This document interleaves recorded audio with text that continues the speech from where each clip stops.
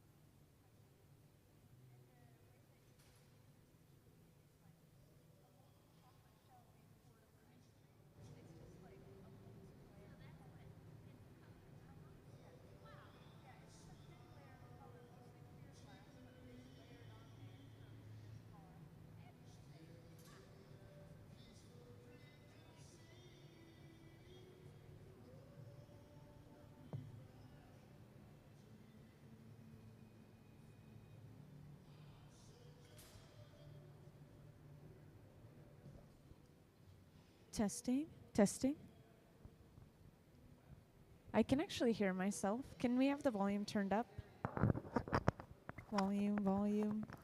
Testing, testing. Hello? Hello? Okay, there we go. That's better. Yeah.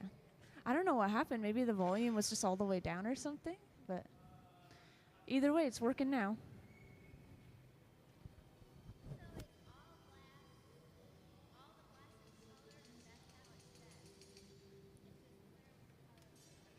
Yeah, exactly. So all of the pieces that we make have basically just layers of color and clear. And these pieces in particular, you'd be able to see that cross section a little bit better. You can actually see the color kind of floating within these layers of clear. Any piece is going to be mostly clear glass, just a little bit of color. Oh, and speaking of the glass, this is where we're getting our molten glass to begin with. So we have 2 furnaces in the hot shop on either side, and these are just filled with clear molten glass at 2100 degrees Fahrenheit. So this is how we start every project. Just a single gather of clear.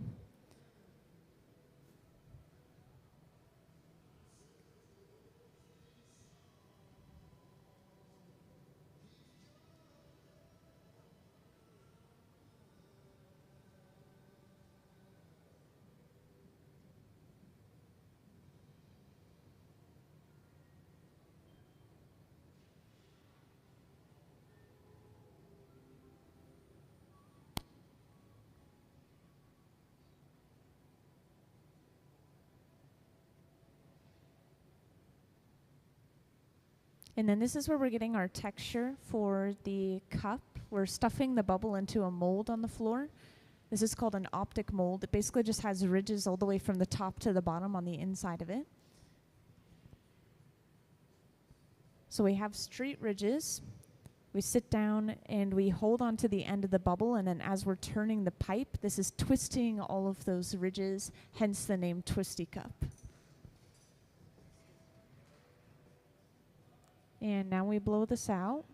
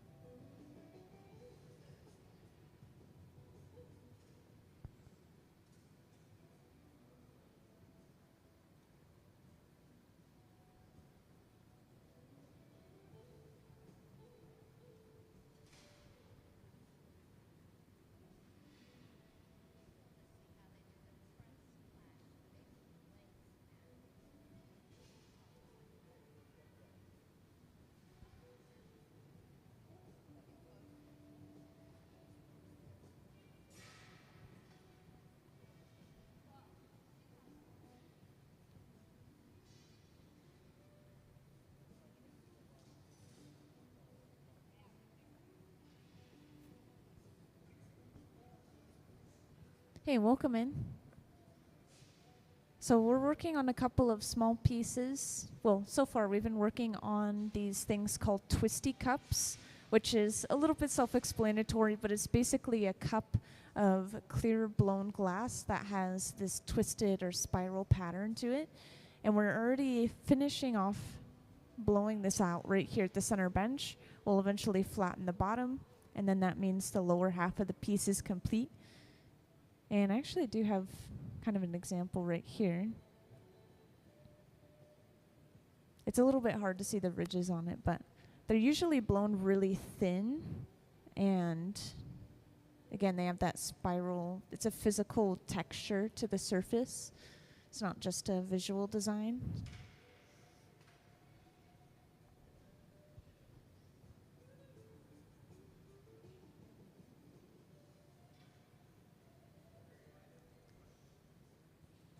So to flatten the bottom, we start pushing a wooden paddle onto the bottom.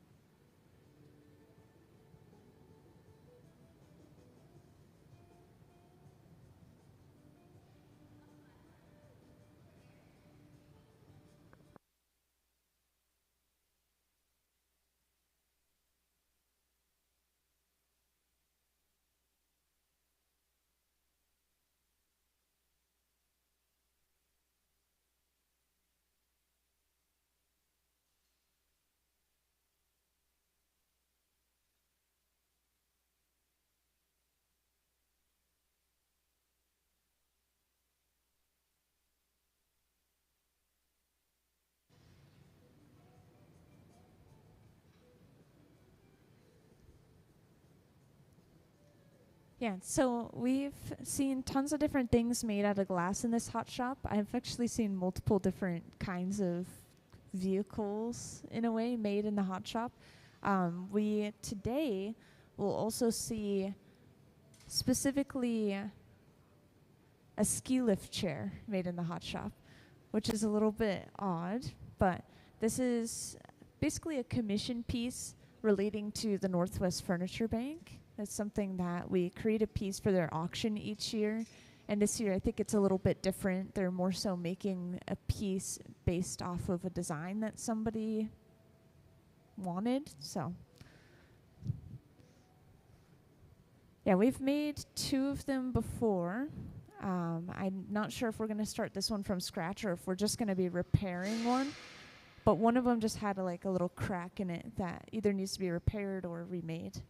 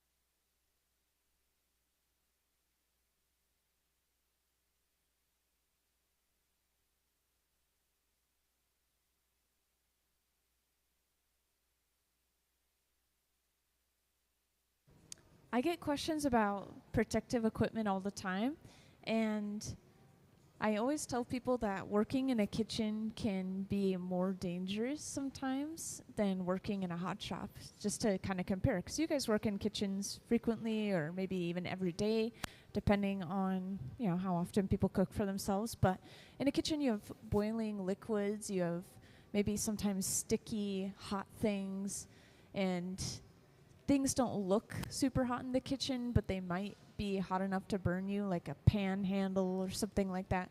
Meanwhile, in the hot shop, you've got the glass at the very end of the pipe, and things that are hot in here, oftentimes they're glowing hot, so it's visually an indicator to avoid it. And these pipes, they don't get super hot. They get hot maybe like this far down on the pipe. And so we just avoid touching kind of this darkened and matte area of the pipe. You can actually see it on the screen, or when he's holding the pipe sideways this way, then you'll be able to see it a little better. But yeah, we just avoid touching a certain length of the pipe, the wrong end of the tools, and then the glass itself, and we're good to go.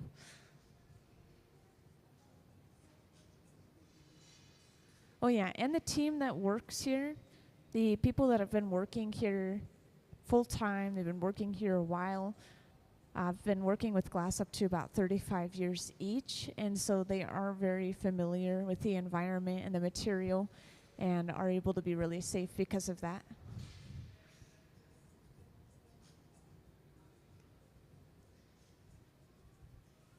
And for those who just joined in, we're going to see many different things made in the hot shop today.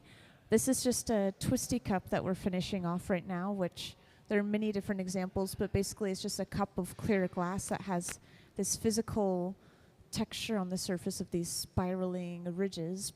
And once we finish this off, we'll most likely put it away. Oh, I wonder which annealer we're using today. So usually we use these boxes on the far walls, these big black boxes, but both of them say off or don't open, which means that they have glass currently inside of them, still cooling down. And that means that we'll probably be using one of the top load annealers like this. So we open the box from the top, kind of slide the lid over. But the point of these is to hold the glass warm at about 900 degrees Fahrenheit. And this is held throughout the day, so we can load pieces inside one by one. Then we just press a button and it starts to slowly cool down overnight. Good practice. These are just warm-up pieces. So those pieces of glass are really thin, really delicate. I mean, again, based off this example, you can see how thin it is. And because of this, if it gets too cold, any little vibration that you send through the pipe is going to crack any weak points, aka where it's connected to the pipe, and then it just fell to the floor. So probably just got a little cold. Now I'll describe the next project that we're working on, which we're actually going to be working with color for these upcoming pieces of glass. And could I have the image of color bar on the screen, please? Yeah, luckily I have access to all these pictures and videos that I can reference throughout the day, but this right here is color bar. We're going to be picking up a piece of color bar eventually, melting it down on the end of our pipe, and then layering it onto a bubble of glass to create a layer of color for our piece. Thank you. And this is going to be kind of a hard thing to describe. I have more diagrams to show, and we're going to see this play out in front of our own eyes, so I don't have to explain it too hardcore, but we're going to be doing something called a Swedish overlay, which is one technique of getting color onto a bubble of glass. There are multiple ways to do it. And this is specifically for these projects, right, Gabe? I think these projects here, which these are commission pieces that we were working on the other day. These are kind of like a practice round, but the idea is we want the color on the very surface of this cup or bubble that we're making, so we can sandblast through that color and end up with these patterns, aka the clouds. Yeah, so that's exactly how they made these. They made a cup of colored glass, has the color on the very outside. They sandblasted through it, so they had the cloud shapes and then nothing else in the background. And then they stuffed that cup with more glass, which I have videos to explain this. I might as well show them off now while we have a little bit of time, since they're just starting this project right now. So could I have the stuff cup video, please?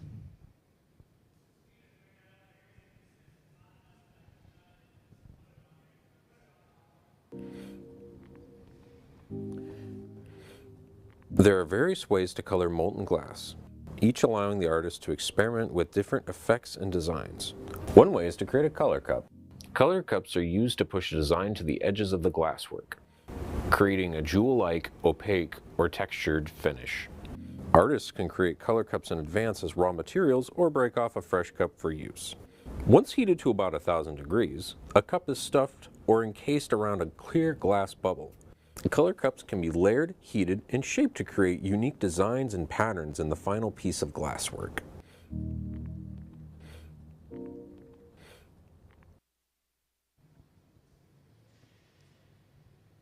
So I wanted to show that off because that's a part of the process that we're not going to be seeing today, because we have to get that pattern in the glass when it's cold, and then we have to heat it back up to the temperature we need, and then we can stuff it with another bubble and pick it up. I know that's hard to visually or picture, you know, without the visuals, so I wanted to show off that video. So we now have some colored glass on the end of a pipe right here. This is a blow pipe. So eventually we'll be able to blow into the opposite end of this pipe and expand this glass like a balloon. And feel free to ask any questions that you guys have. I know you're all joining in at different times. You've seen different things.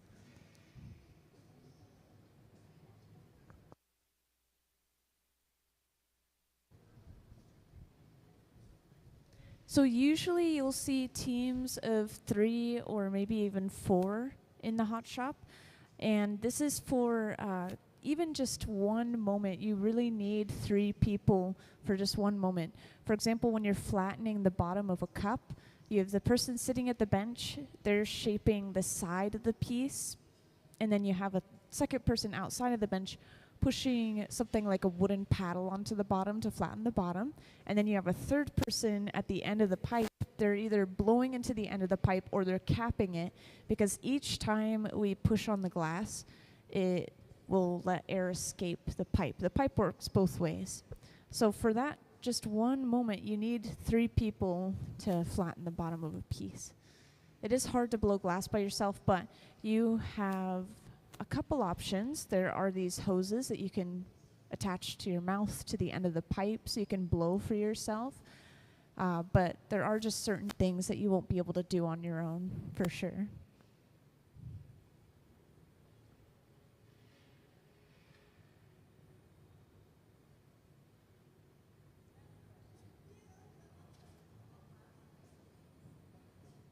Yeah, so all the glass, the colored glass, the glass that we work with from our furnaces, glass that you use in the kitchen, all of this stuff is silica sand based.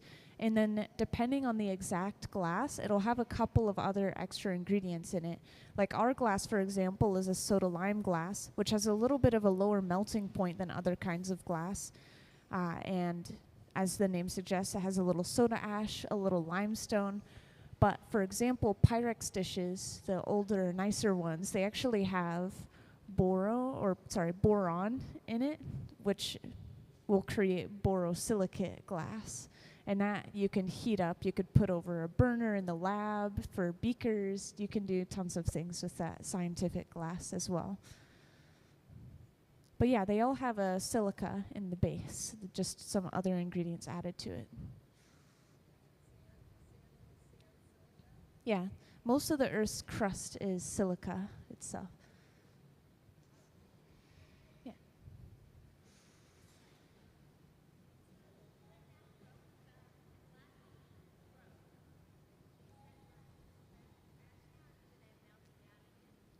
So a lot of our glass we do end up reusing in a way.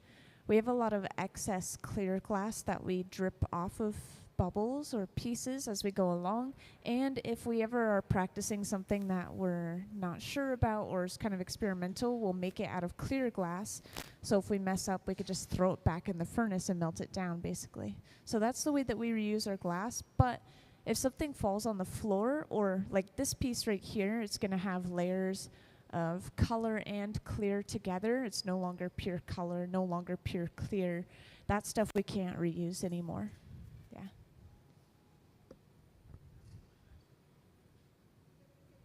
Yeah, of course. Yeah, take all the photos and videos you want.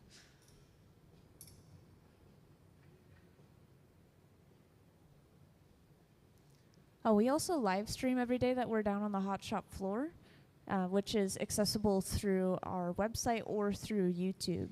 So if you ever want to check in on what we're doing on a specific day, or you can even pull up old live streams if you're really curious about, like, oh, there's this visiting artist I missed, or something similar.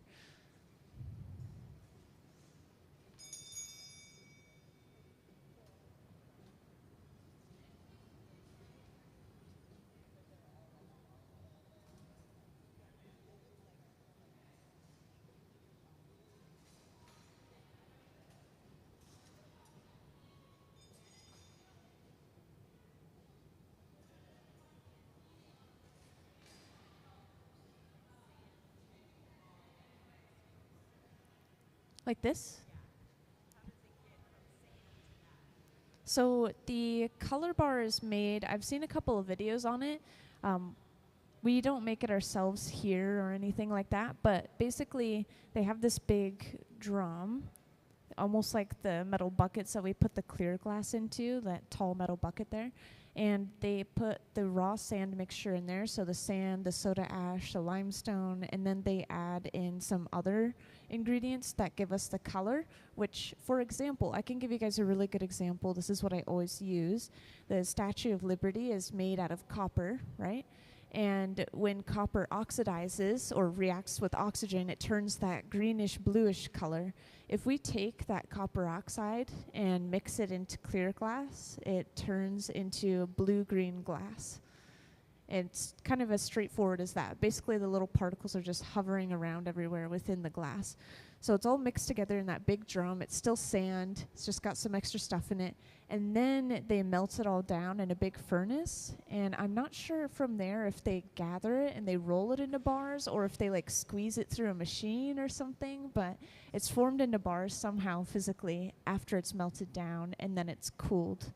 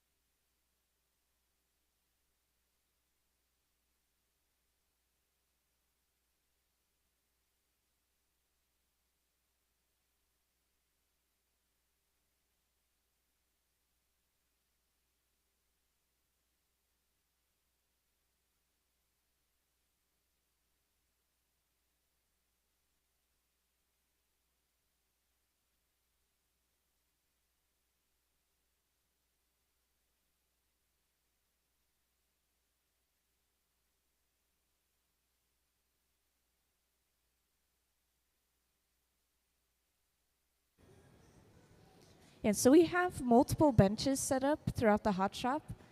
And I'm sad that you can't see what he's doing over here. I didn't notice, but Nick is sculpting a horse over there. And this is something that he does with leftover pieces of glass pretty frequently. He's really good at these, and you'll see them all over on top of the garage right there, which is that metal box. So he just made I think it was a white horse right now.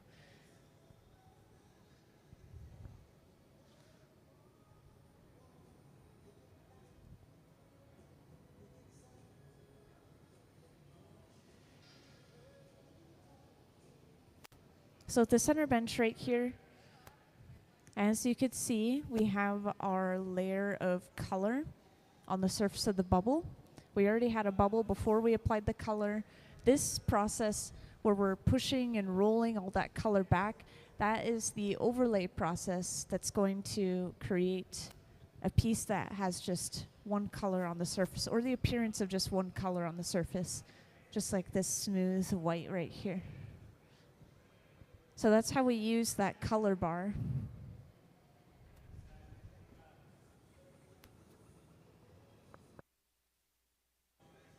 And for those who just joined in or recently joined in, we are working on something called a Swedish overlay. We'll see that happen pretty soon.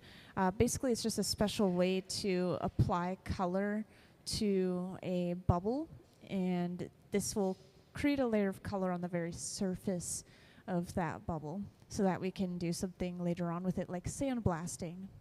And when we sandblast the surface color, it etches through it, eats away at it enough that it completely eradicates it, and you see the second color underneath or just the clear glass underneath, and you could create designs doing that, like these right here. These finished pieces are going to be used as light fixtures, and that's how they created the clouds. They had that surface layer of color, and they sandblasted through that layer to create the patterns.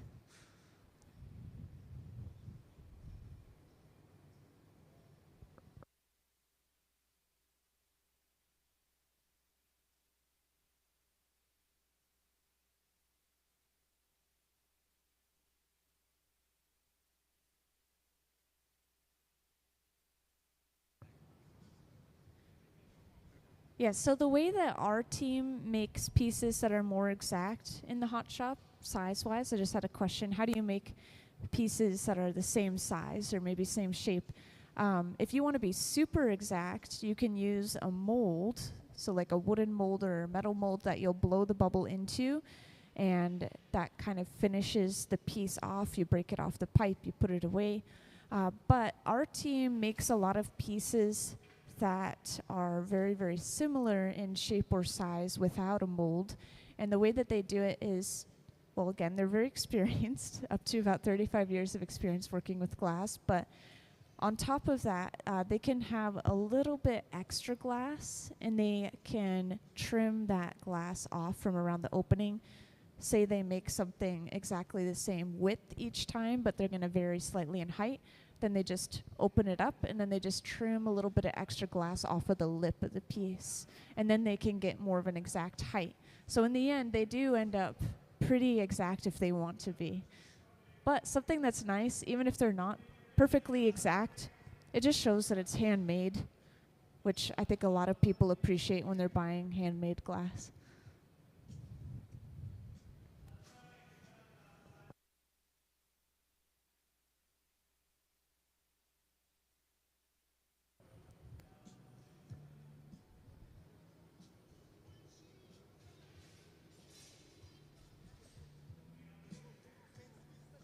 Yeah, I might as well show those off. Those are something that we were working on the other day. These are early American glass pieces, or based off of early American glass. And the team was working on them because they did a lecture on early American glass. And these lectures are actually something that's going to be happening all the way through November. We'll have a few of them scattered here and there on some weekends. And our another MC working here at the Museum of Glass, he's very well versed in glass history. His name's Walter Lieberman. Maybe some frequent guests will recognize the name, of course. But yeah, he did a lecture on early American glass, and they made some pieces to go along with the lecture. These ones actually have pennies embedded or literally inside of the blown sections of the stem and the top. Yeah. Yeah, exactly. You could kind of see this one maybe, that little glint of copper. Yeah, I mean, it's in a blown section. They might have gotten caught. This one might have gotten caught in the wall, but this one I think is literally just loose. Yeah, exactly.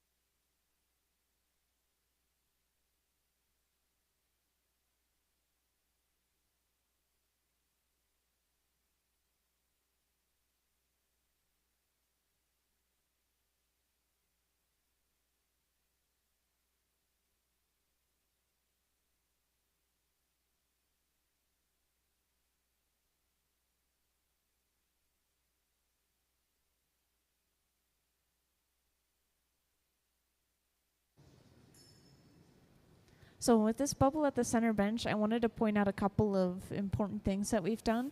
So we've blown this out a little bit, of course. We've been shaping this bubble using this pad, which is actually just folded up newspaper splashed with a little bit of water. I know, kind of a surprising tool, but they're still pretty easy to find and cheap material, and you can't feel any heat through them at all. Anyway, so we also started the jack line, which using these two metal blades Gabe has in his hand here, squeezing down into the bubble off the end of the pipe, and we're basically just creating a purposeful weak point to break the bubble off of the pipe from. And you'll see this with any piece we make, whether it's sculptural, whether it's blown, we always need to have that jack line in before we usually even finish the shape of the piece off. And we're starting a second bubble, this clear bubble over here on the right. We have someone new on the floor. This is Ben. He's actually our hotshot manager. And we're going to combine these two pieces of glass together. And that's the Swedish overlay. We're going to be overlaying this bubble of glass over top of the clear glass.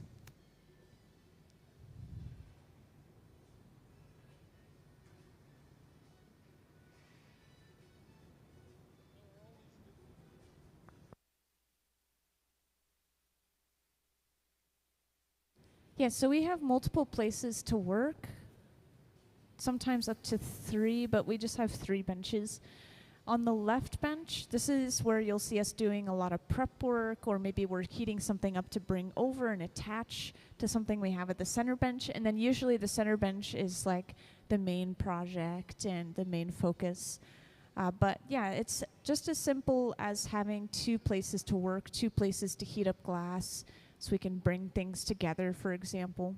But they are running about the same temperature, 21 to 2300 degrees Fahrenheit, those large open face furnaces.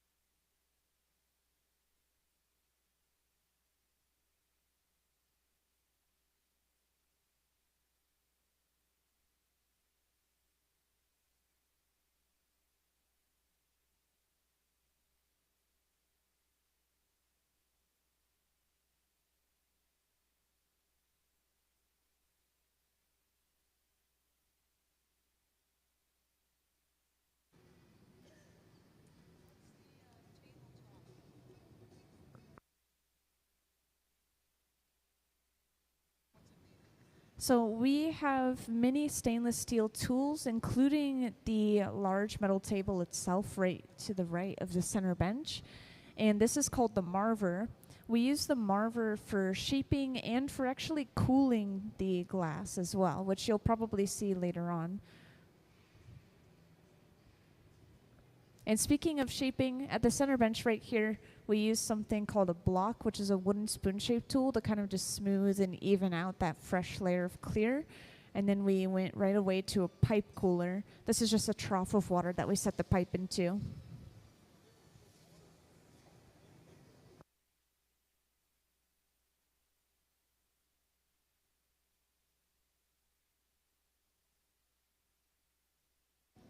Yeah, so interestingly enough, the water on the block, that wooden spoon-shaped tool, is more so going to create a layer of steam in between the glass and the wood, which is protecting the wood and protecting the glass in a way.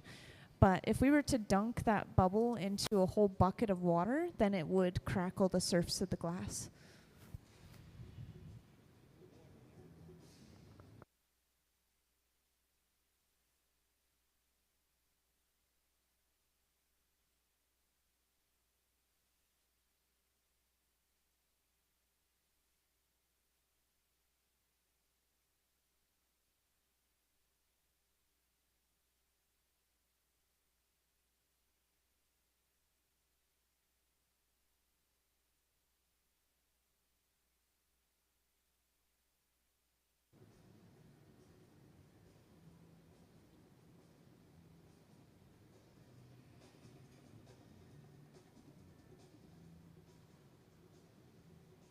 So now using the newspaper, we're running this along the side of the bubble, which is lengthening it and tapering it.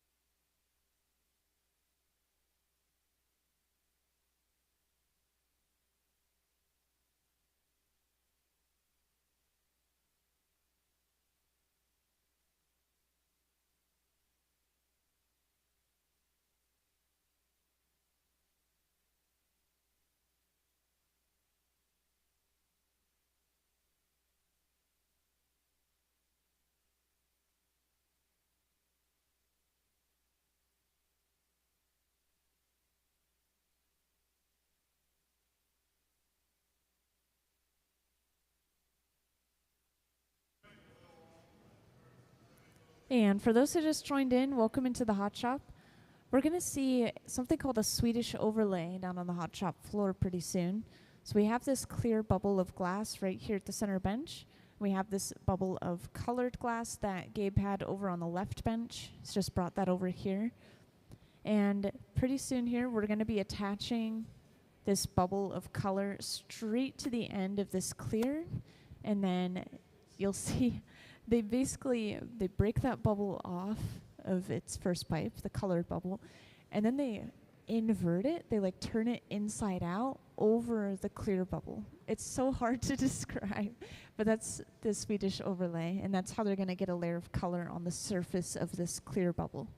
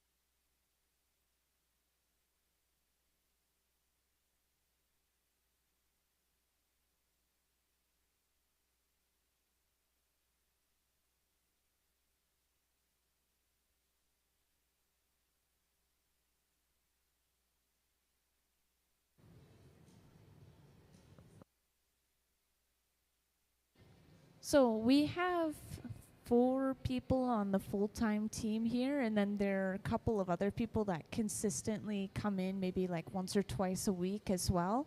And then we also have an intern or 2 at a time. So we have a lot of people that come through on the floor. Oh, and that's not even counting the visiting artists that come through and any people that they might bring, because they're allowed to bring people if they want assistance from their own studios and things like that. Which the next visiting artist we'll have, by the way, is August 5th, and his name is Dan Friday. He's a local artist, and you'll actually see his pieces hanging up all over the place. They're those large fish or salmon that have all these really complex designs and colors.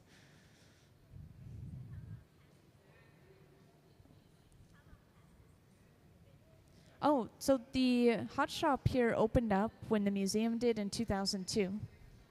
Yeah.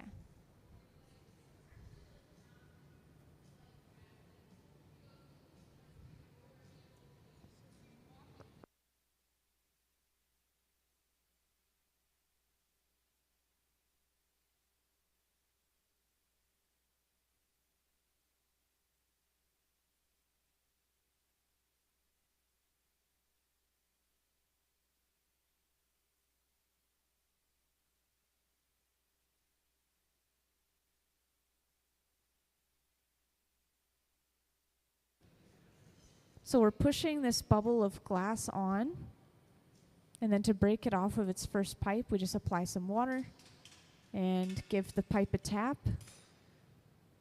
So now we have an opening into the entire bubble of color, which will go on the inside of and start pushing that bubble inside out over top of this clear bubble. And we do have multiple layers of color on this from what I saw. We have like a colorful layer on the inside that's going to become more obvious as we invert it. And then we have a white layer that's on the outside right now, but will be on the inside later.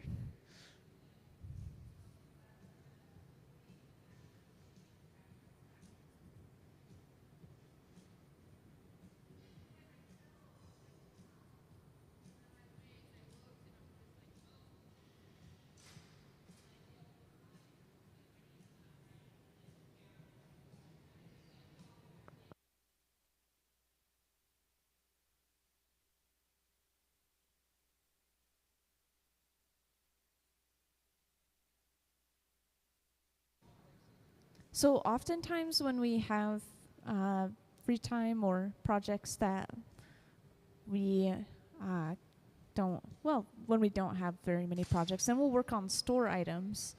And those specifically do go into the Museum of Glass store right out there. For example, we make a lot of pitchers, like a water pitcher or a juice pitcher. Those are pretty popular in our store. But oftentimes we do have a lot of projects we're working on. Like today, these are technically for a commission piece, and we'll be working on a different commission piece or fixing a different commission piece later that cracked. So yeah, it just depends on the day that you come in, what we're going to be working on specifically. And any visiting artists that come through, by the way, they take home everything that they made, and they can do anything they want with it. Put it in a gallery, sell it, just keep it in their own house. Yeah.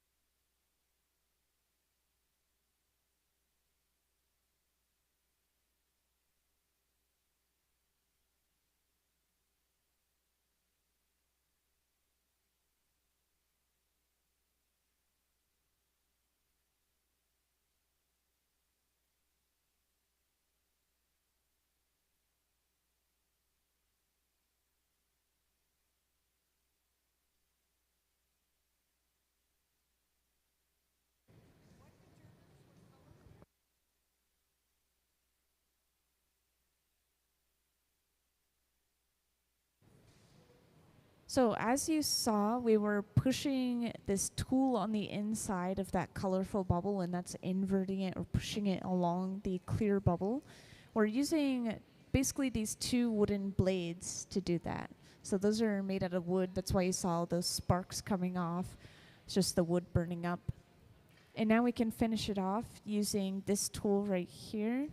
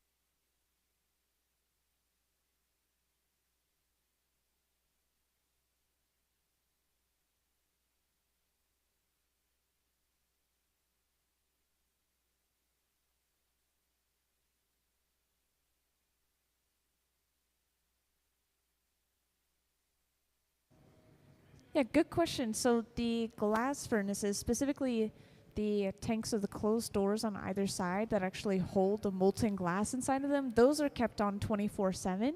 Everything else is turned off when we're done and turned on maybe an hour or two before we get started. Yeah. Yeah, it doesn't take a terribly long time to heat up.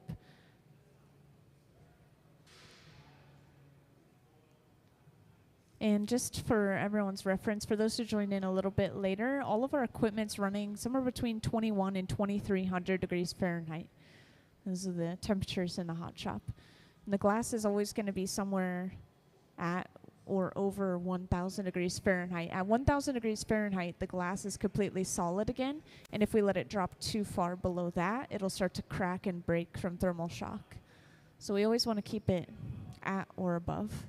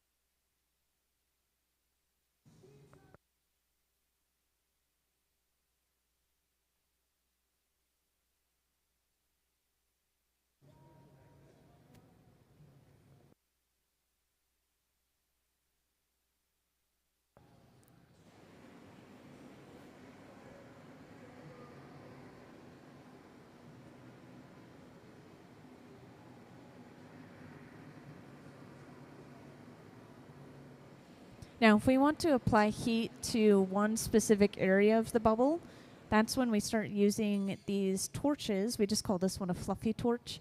And it heats up sections of the glass at a time instead of the entire thing overall, like we're doing right here. Oh yeah, it's running around the same temperature too. So 21 to 2300 degrees Fahrenheit. And for those who just joined in, we have started this bubble, has multiple layers of color on it, and it's mostly clear glass. Clear glass is right in the center, and the color is basically right on the surface. We'll start blowing this out relatively soon to get the walls a little bit thinner. But this will eventually be used for a project where we sandblast through the surface of the glass, and that'll eat through that layer of color and reveal the other layers of color underneath.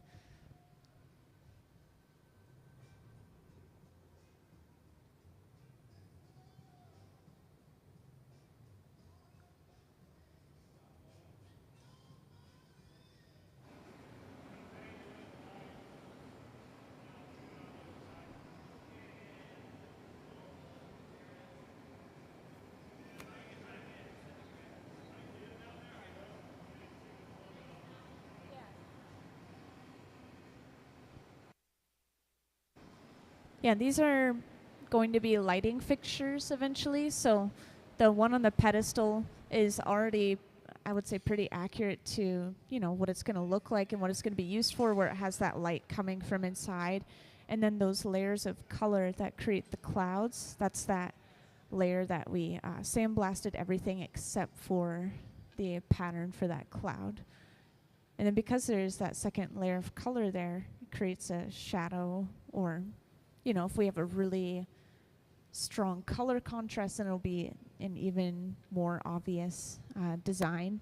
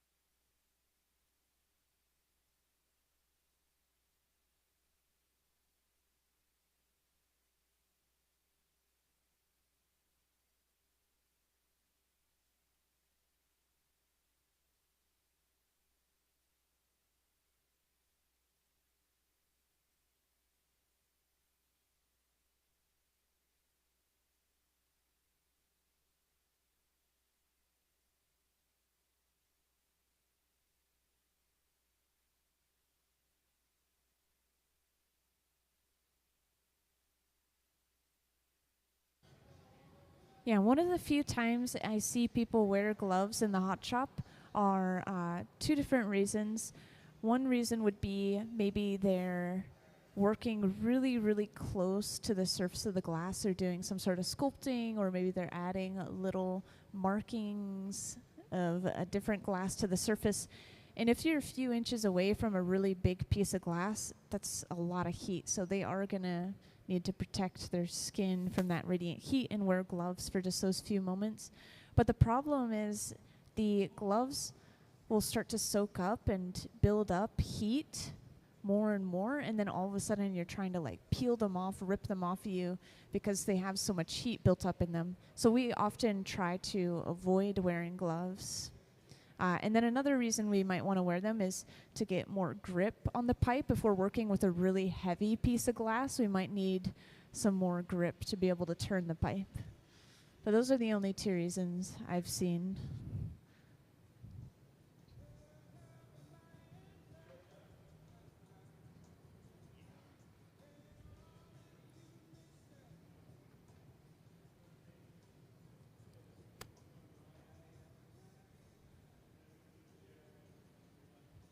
So one thing I missed was Ben using the jacks, these two metal blades that he has right now. And basically we just carved a jack line into the piece, which is that divot, and eventually we'll use this to break the piece off. It's a purposeful weak point.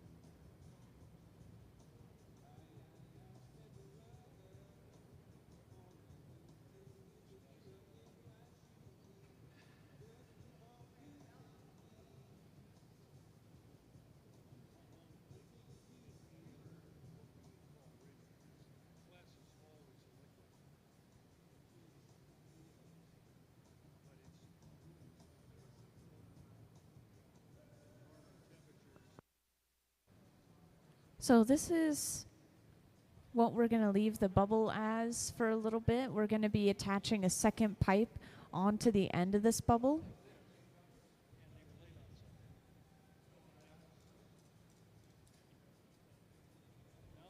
And eventually we'll completely break this colorful bubble off of the pipe that it was created on. And this whole process of attaching a second pipe and then breaking it off of the first pipe, that's just to flip the orientation of the piece so that we can finish off the other end and open it up maybe.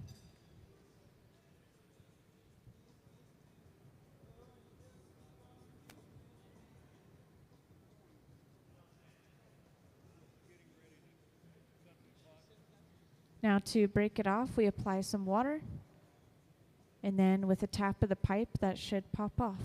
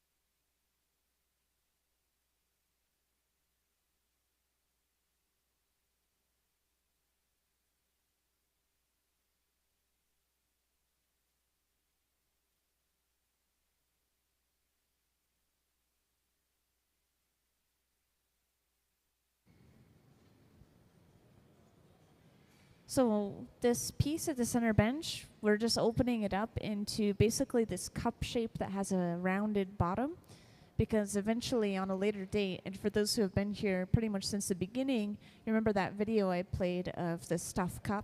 So we're basically making a stuff cup out of this, which is just a cup with a rounded bottom that we eventually stuff another bubble of glass inside of.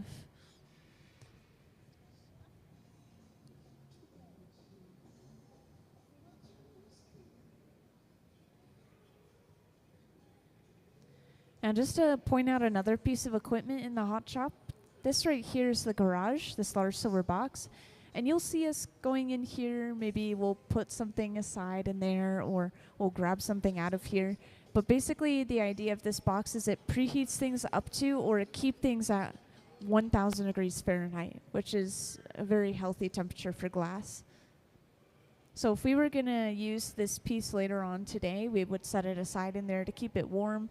But I think we're actually going to let this cool down to room temperature so that they can sandblast through the surface. So we'll most likely put this piece in this box here.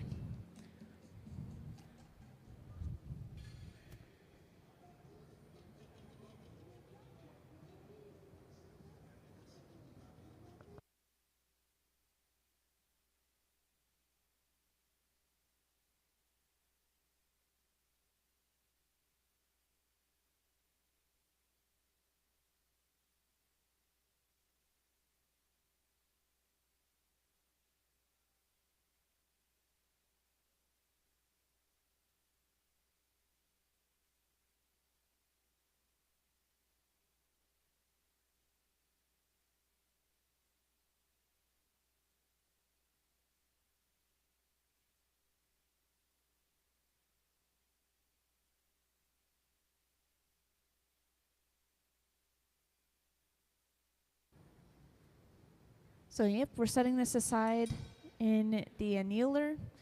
And that's technically the first piece of the day. So let's give them a round of applause for all their hard work so far today.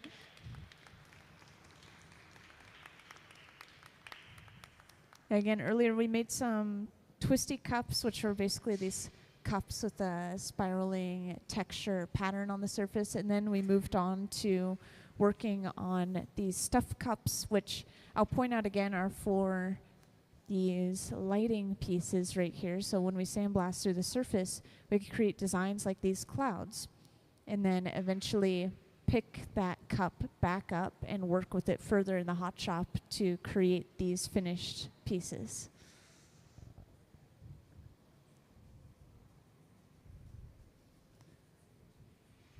So we're getting started on the next thing over on the left bench already, which the camera has switched to.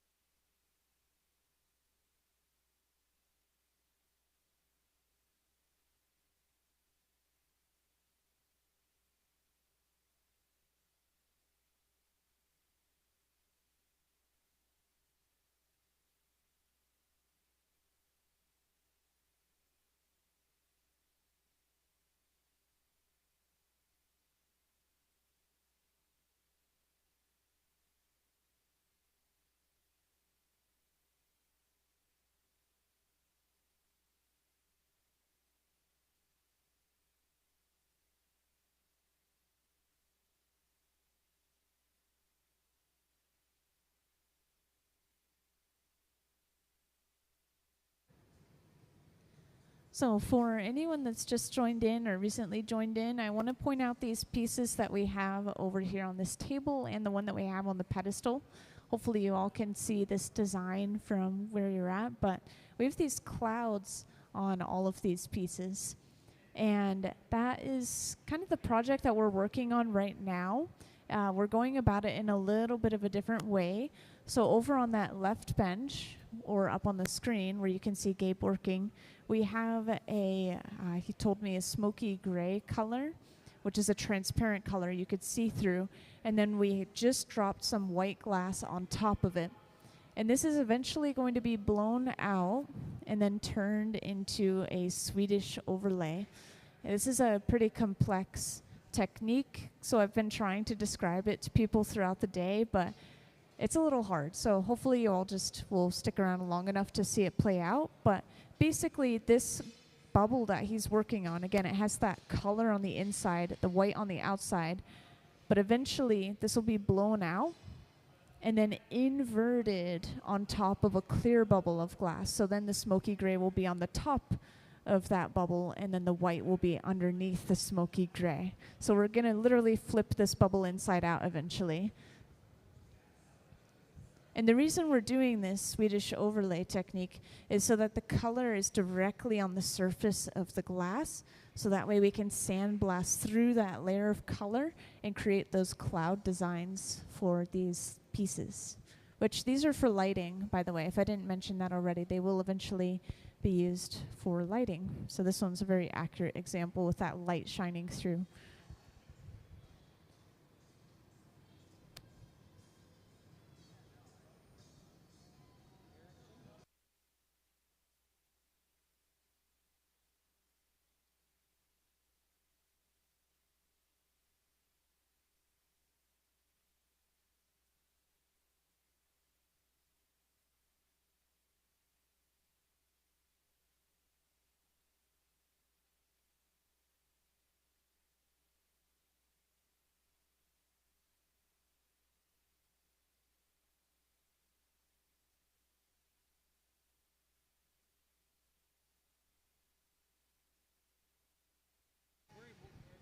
So all the equipment that we're working with in here is running somewhere between 21 and 2300 degrees Fahrenheit. I know, pretty warm.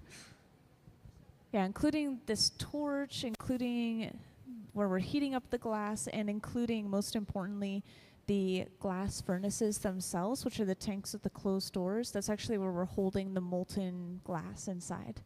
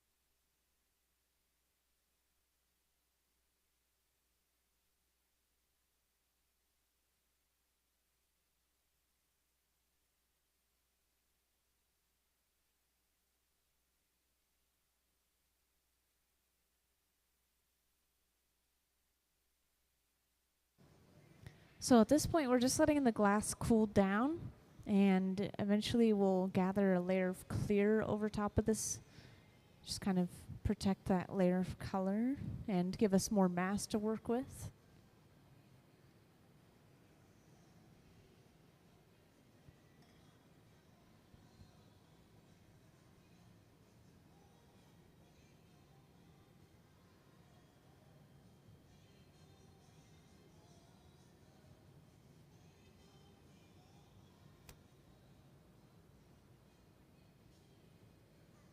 And again, this is where we're getting all of the glass itself.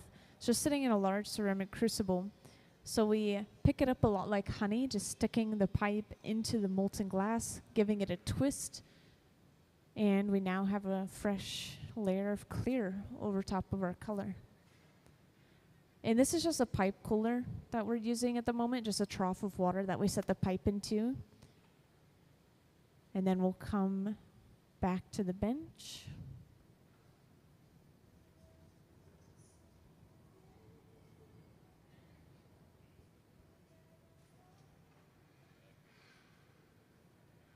And this is where we'll use the block, which is a wooden spoon-shaped tool, to smooth and even out this fresh layer of clear glass.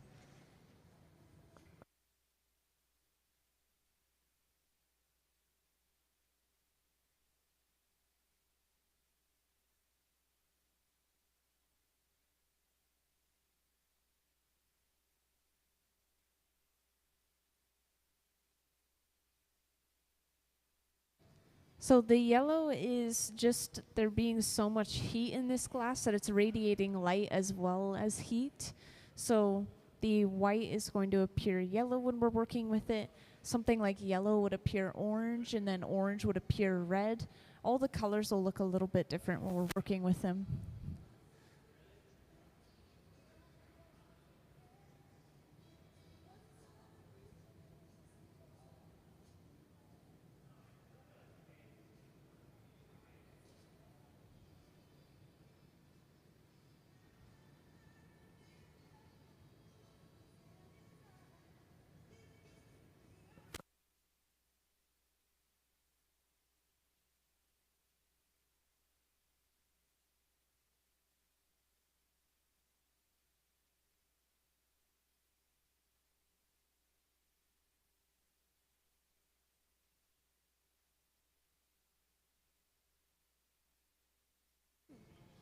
Yeah, so we're just rolling the glass to keep it on center, because that glass is always moving, well, until it hits about 1,000 degrees Fahrenheit, then it's solid again, but it's just good practice, keep it moving. Sometimes we will spin the pipe even faster on purpose to create centrifugal force as well, which pulls outward. So something like a plate, we would spin the pipe really fast and it flares the glass out. Creates something like a rondelle, yeah.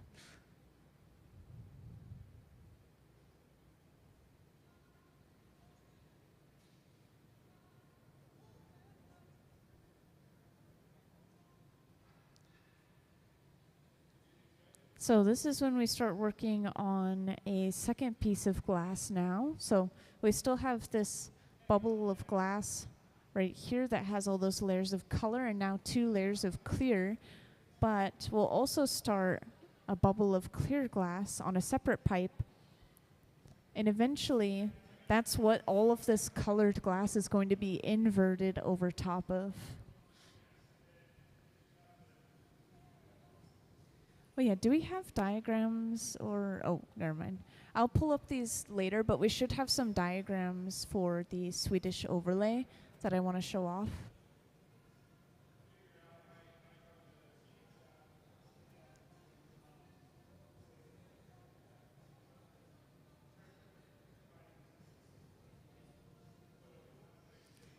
And for those who just joined in, welcome into the hot shop. We're going to be working on a piece of glass that not today, but will eventually look like something like these pieces on the front pedestal and on the front table right here, where they have these cloud patterns across the surface.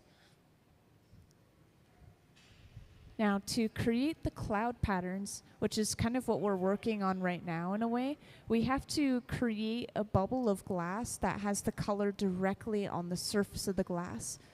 And then on a later date, once it's cooled down, they apply something that's like a big rubber sticker to the entire surface of the glass. And then they peel and etch some of that away with a knife. And then they sandblast through the surface of the glass. And anywhere that's not covered by that sticker is going to be completely etched away and eaten through to the point that it's going to reveal different layers of color or the clear glass underneath.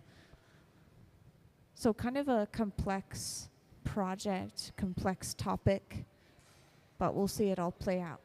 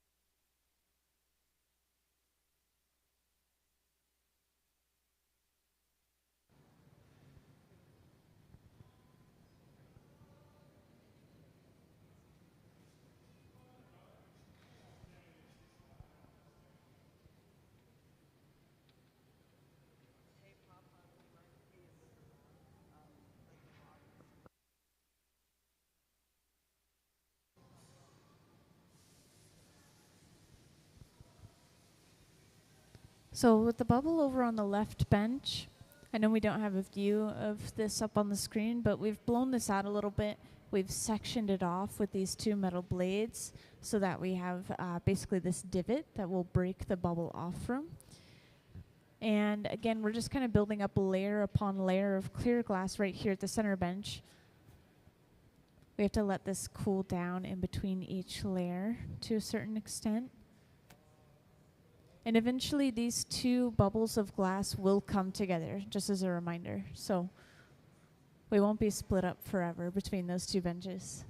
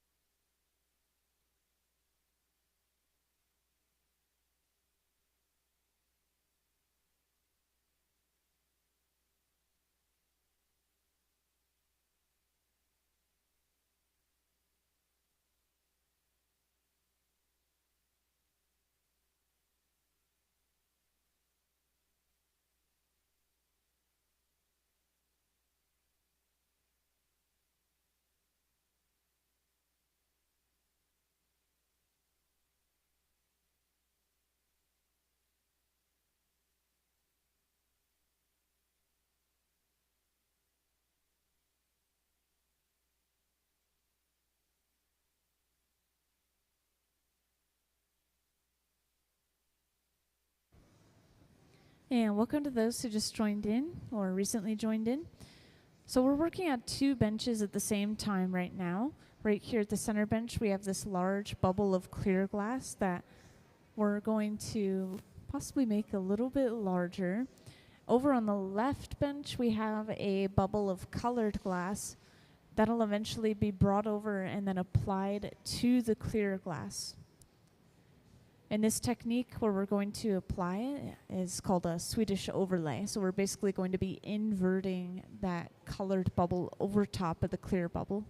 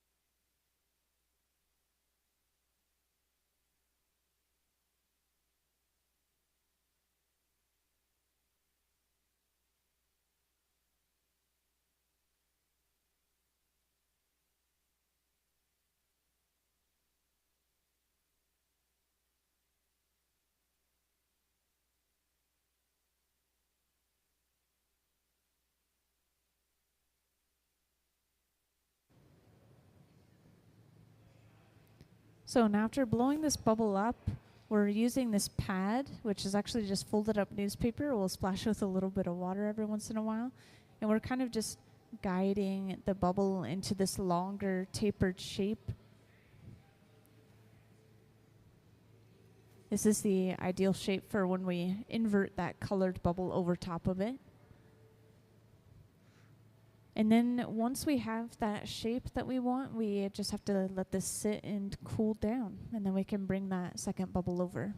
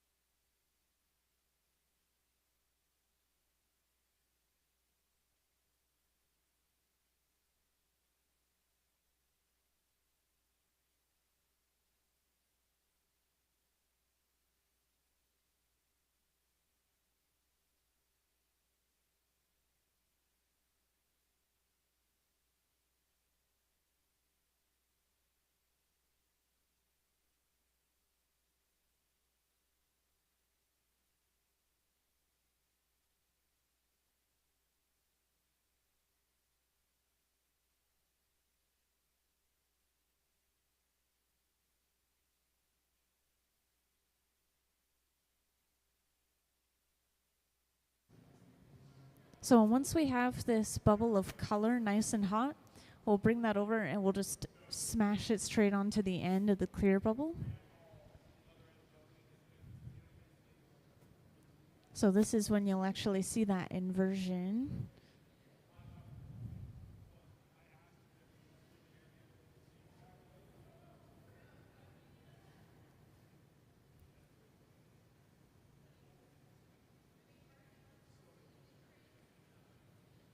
So we bring that bubble over.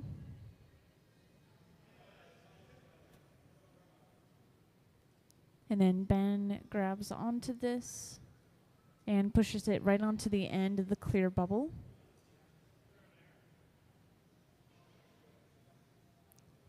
Before applying a little bit of water and then tapping the pipe. And that whole process broke this second pipe away, leaving us with a hole into the remaining section of that colored bubble. So now we can go on the inside and start pushing this all the way back until it covers up the clear. And again, just to emphasize, this is called a Swedish overlay, and this is going to give us a layer of colored glass directly on the surface of the bubble so that we could sandblast through the surface of the bubble and create different designs.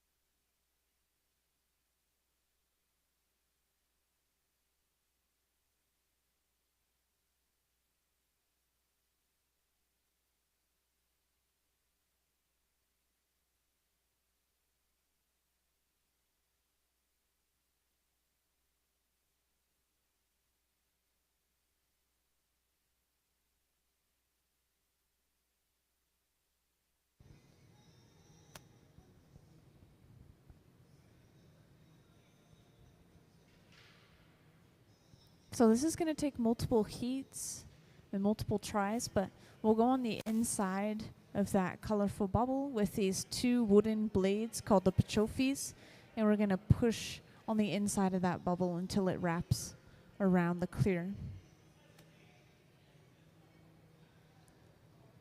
We use wooden tools for some purposes. These ones in particular we use so that they don't cause any gouging or scraping in the glass. As you would imagine, metal tools would start to gouge and scrape at the inside of that bubble.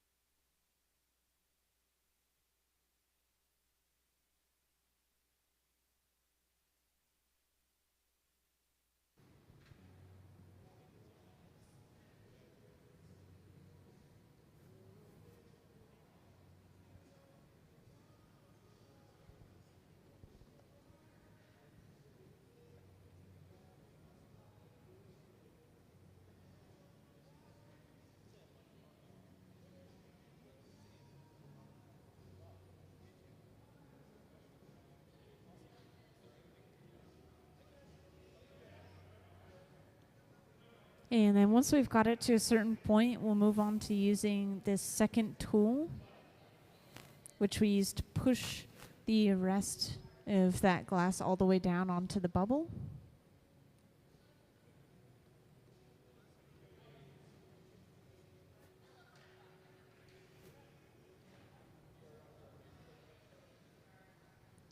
And just like that, we now have a layer of color directly on the surface of our piece.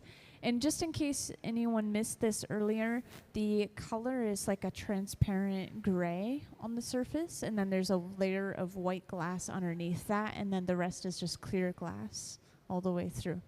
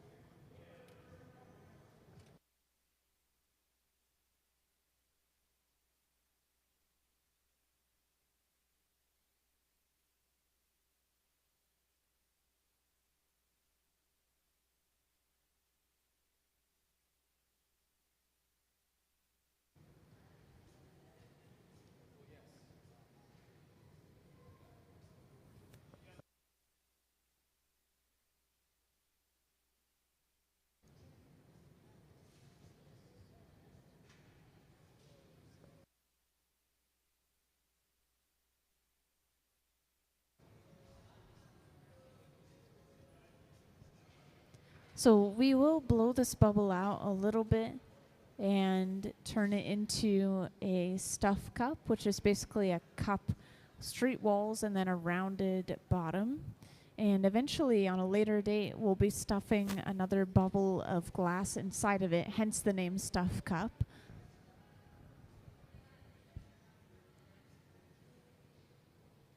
And luckily, I do have a video to show this off. Maybe we could pull up that Stuff Cup video again, please. I wanted to show off a video showing how we'll use this eventually.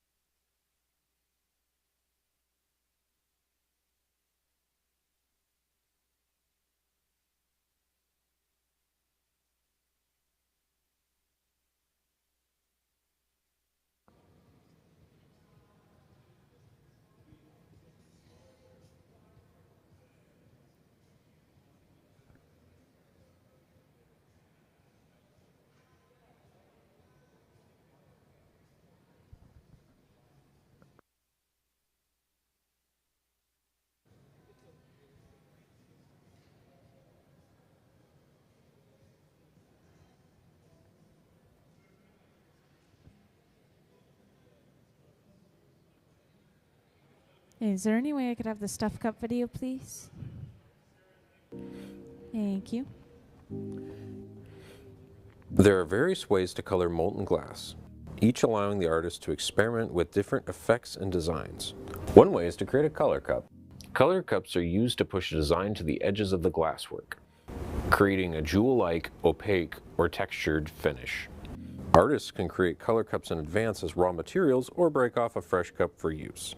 Once heated to about 1,000 degrees, a cup is stuffed or encased around a clear glass bubble. The color cups can be layered, heated, and shaped to create unique designs and patterns in the final piece of glasswork.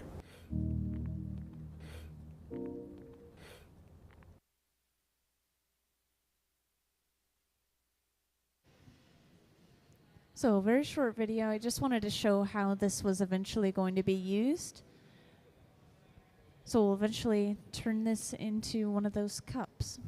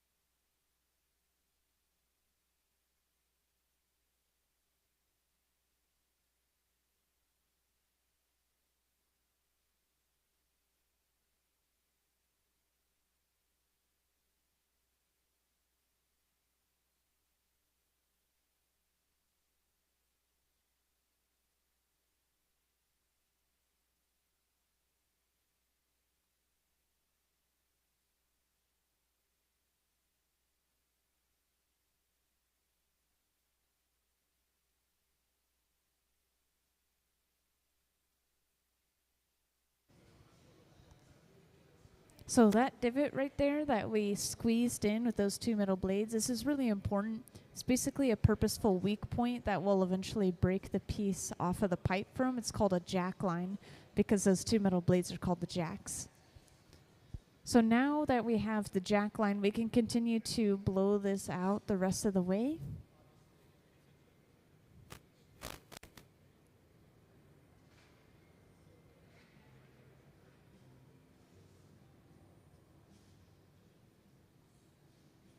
And then once this is blown out as we want it, we'll bring over a second pipe with a little bit of clear glass on the end and connect this to the bottom.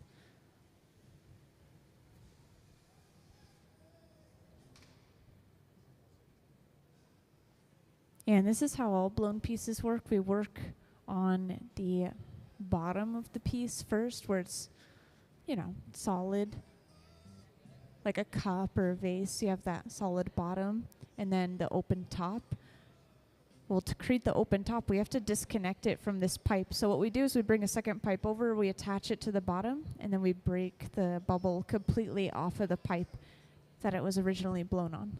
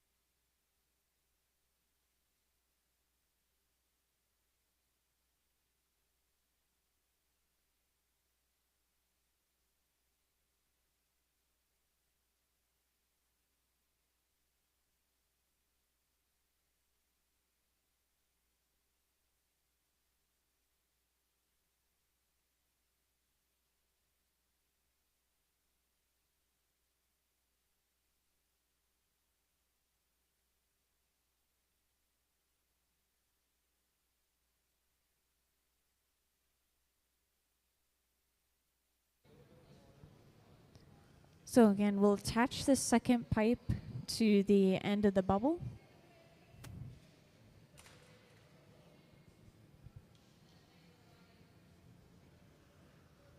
We make a weak point in this connection to break it off easier at the very end.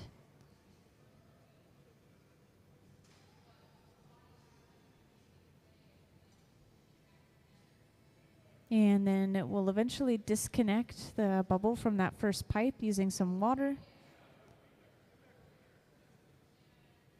Now water's thermally shocking, cracking that connection, and then we just tap the pipe and it should pop right off. So just like that, we have flipped the orientation of the piece, and now we can start opening it up on the other side.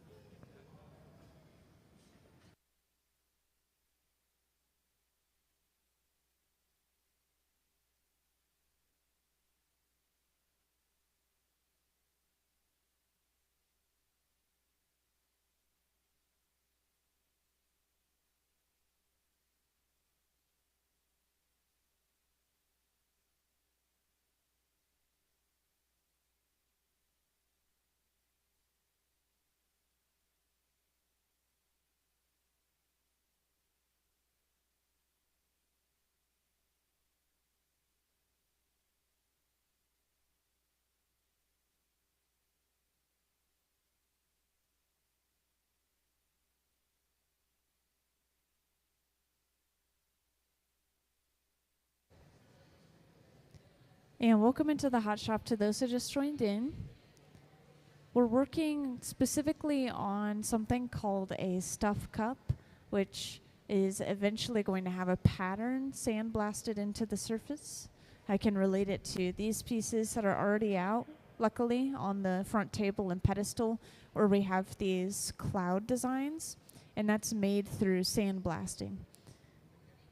So with this bubble right here, we have a surface layer of gray color, and then we have a layer of white color right underneath it. And eventually, on a later date, once we're finished blowing this out, once it cools down, they're going to sandblast through the surface to create those cloud patterns. But first, we need to finish this piece itself. So we're going to open this up until it has straight, symmetrical walls.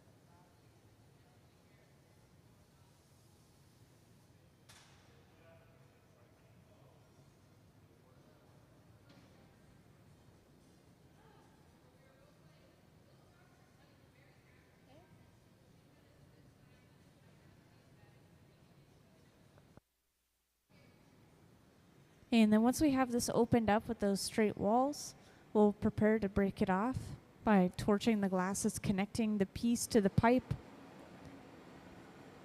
And then eventually this is going to go inside of that box right up in the front on your left or my right.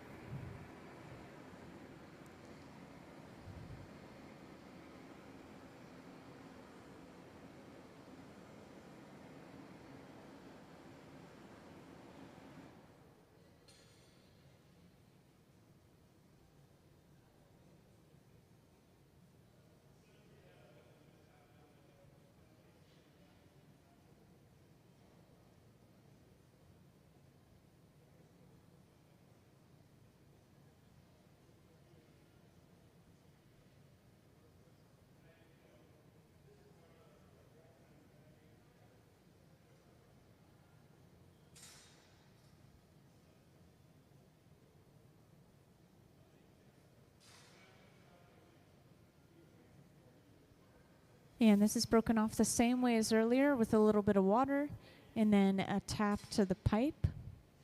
And this box that we're putting it inside of is sitting currently at about 900 degrees Fahrenheit. And that's the temperature it's going to be at all day today when we continuously put pieces inside. And then with just a press of a button later on, that temperature will slowly go down for about 12 hours or so until it becomes room temperature. So that's the second one of those we finished. We need a total of 4 of them apparently to test out making some more of these pieces right here. These were all kind of prototypes for commission, and those are going to turn into prototypes for commission. We will see some different projects throughout the day as well. We're going to be fixing a piece that we made a while back that's, weirdly enough, a ski lift chair. Yeah, that's also a commission piece. We made 2 of those, and one of them has a crack in it, so we'll be trying to fix that. And then I also heard that we'll be working on these stems to some goblets later, so some seahorses, maybe some dragons is what I heard.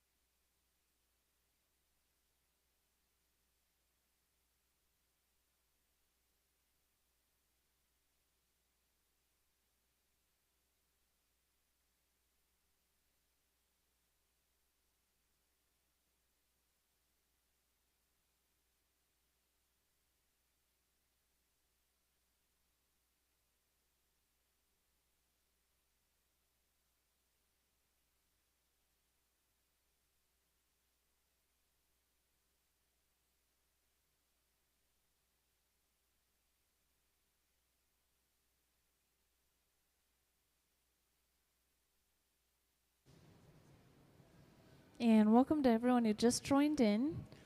We have a couple of projects that we're going to be working on throughout the day today, but this piece that we're getting started on now is going to use something called a Swedish overlay. Basically, we're going to make a cup of colored glass that has straight walls and a rounded bottom, and it's going to have the color directly on the surface of the cup. So later on, once it's room temperature, they can sandblast through the surface and create different designs on it. These clouds right here, that's how these were made. They created a cup of colored glass and then sandblasted through that surface color, which revealed the second color underneath or clear underneath. And so you can create these really exact or crisp designs by doing that exact process. So we're basically doing a little bit of prep work for those. These are a commission piece. They're going to be used for lighting, like you're seeing right here.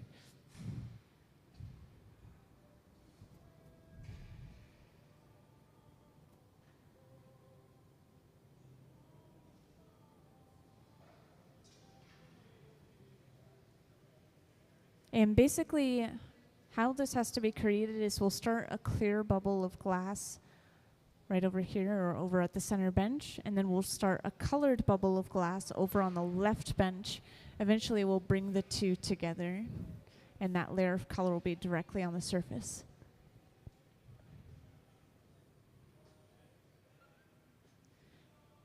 Now it's been a little while since I've given an overview of the hot shop, so I want to talk about some of the equipment that we're working with.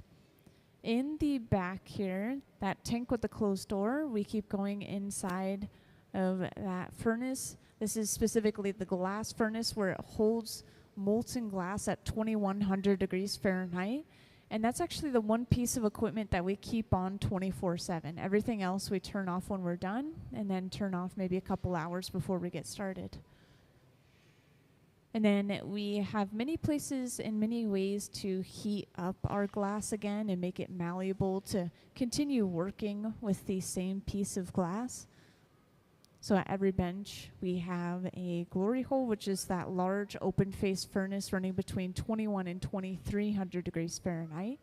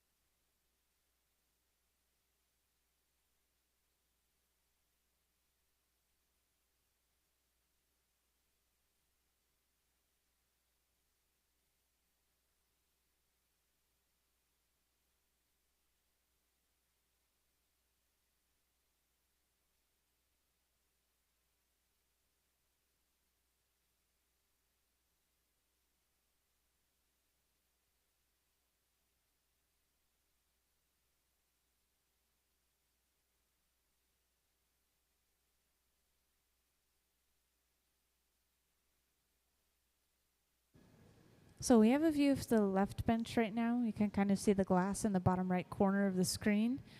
And this is a transparent gray colored glass that we've just finished applying and reshaping.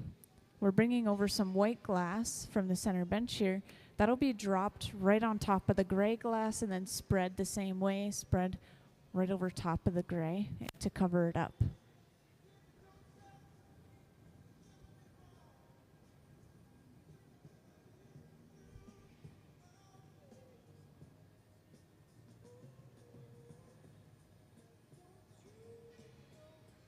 And could we have a view of the left bench, please?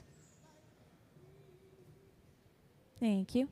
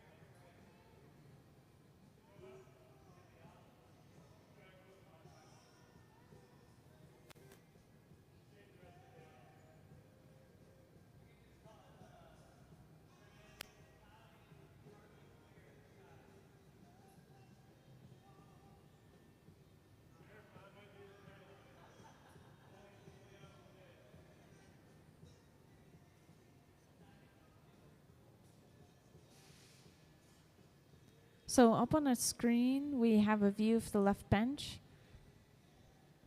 Sadly, it looks like this is just out of view, but we're dropping that molten white glass directly onto the end of the first layer of color that we had. In this process, I wanted to make sure to show you guys how they did this and what this was, because this is how we get colored glass on pretty much any piece that we make in the hot shop. So we drop that color down, and then we'll start pushing and rolling all that color back until it covers up a bubble and we can't see through it anymore. And all we see is just that white layer of glass. So that's how we get these really smooth, even layers of color on all of these pieces. It's called a color drop or a color overlay. And could I have the color bar image on the screen? Thank you. So this is how our color starts off. We get this shipped in bar form. It's called color bar. And we just break sections of it off, attach it to the end of a pipe with a little bit of clear glass, and then melt it down and use it the way that you just saw. And the colors themselves are different metals, minerals, and oxides mixed into clear glass. So it's not like a food dye or anything. It's different metals, metal oxides kind of just hovering around in the glass.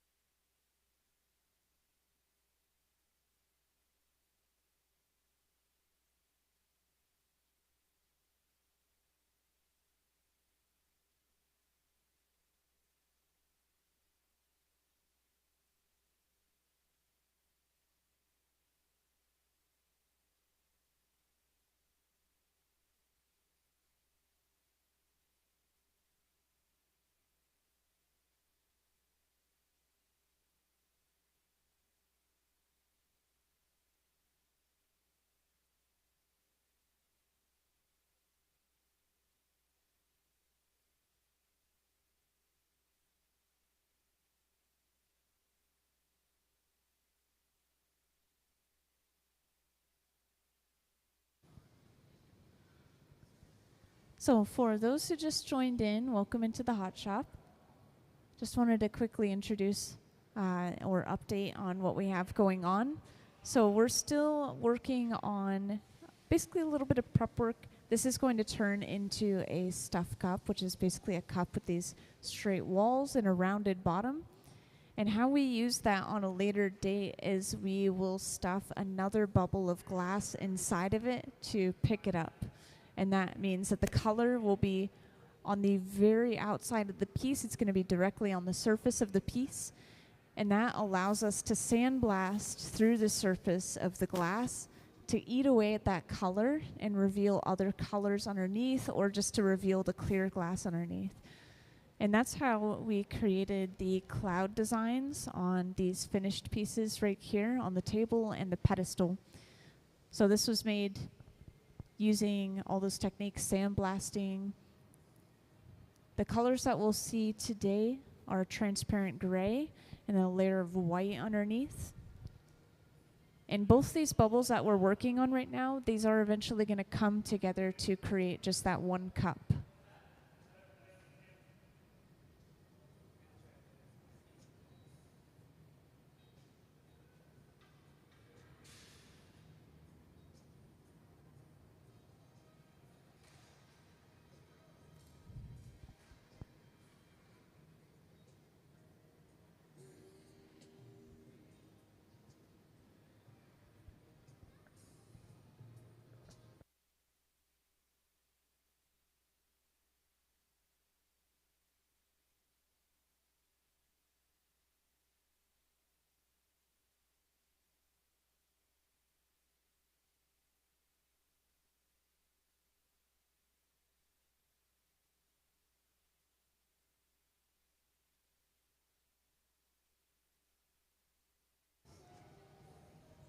So we have specifically the glass furnace, which is the tank with the closed door. We have one on either side of the hot shop, by the way. Those ones stay at a really consistent, just about 2100 degrees Fahrenheit. We don't change those very much, and they actually stay on 24/7. Meanwhile, all the other equipment, like what we're using to reheat the glass, those large open-faced ones, these run up to about 2300 degrees Fahrenheit, so just a little bit warmer. And they're not significantly different from each other, like the one that we have on the left and the one right here at the center bench. They're not necessarily different from each other. We just need two places to work at the same time.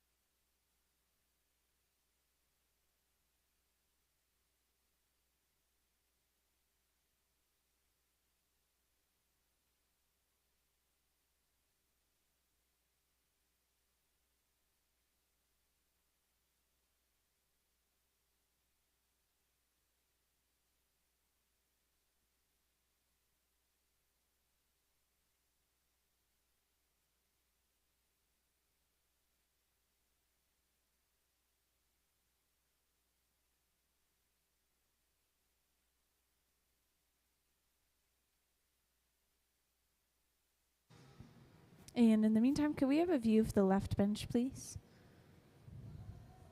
So this is where we're going to see a little bit more happening at the moment.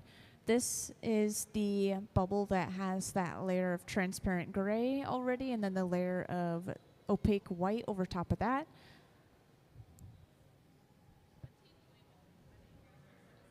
Oh yeah, so we had little air bubbles or particles that were kind of floating around the glass, so we were getting rid of those before we moved on, just cutting them out.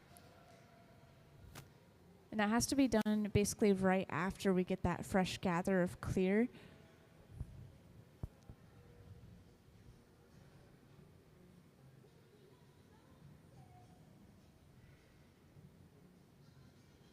Oh, yeah, of course.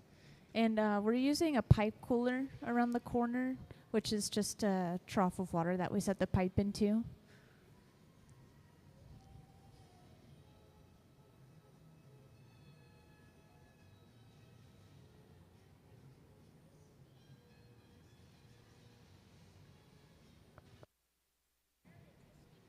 So we constantly keep the pipe turning.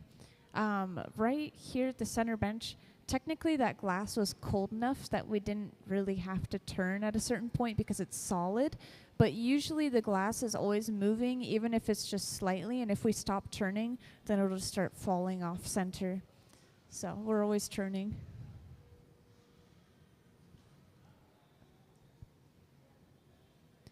And we have a good view up on the screen of this colored bubble of glass. We're using this pad of newspaper to guide which way the bubble blows out as somebody blows into the end of the pipe. And then we get started on the jack line. So this is a divot that will squeeze into the glass using the jacks, these two metal blades. And this is basically just creating a weak point so we can break this bubble off of the pipe.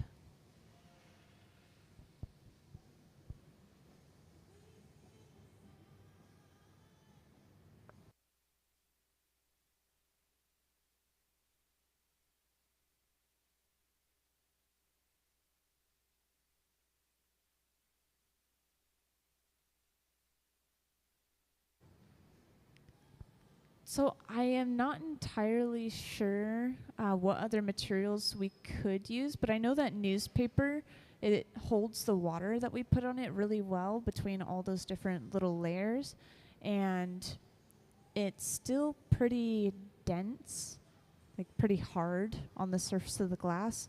I think if we use something like a cloth, if it were like cotton, for example, then it would soak up the water really well, but you would be able to feel the heat through it a little bit easier since you can't pack as many layers in.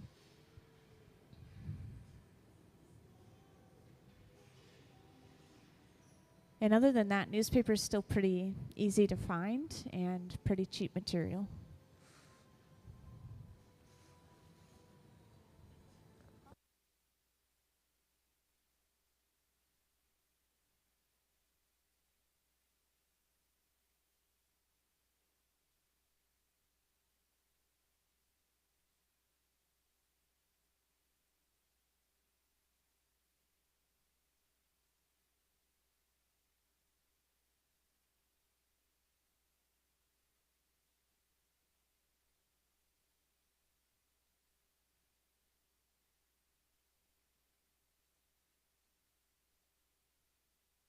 It's a little hard to explain, but this bubble of colored glass here, it's going to be basically smashed onto the end of this clear bubble right here and then broken off of that pipe.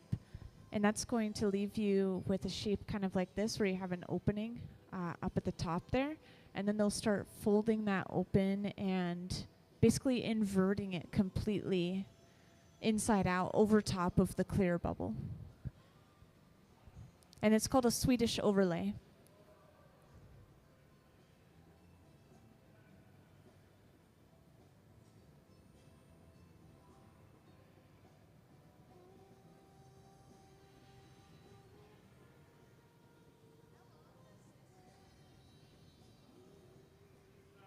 So this is going to be the third one, and we've been working on these almost all day, so it feels like they're each taking at least a little bit, about 45 minutes.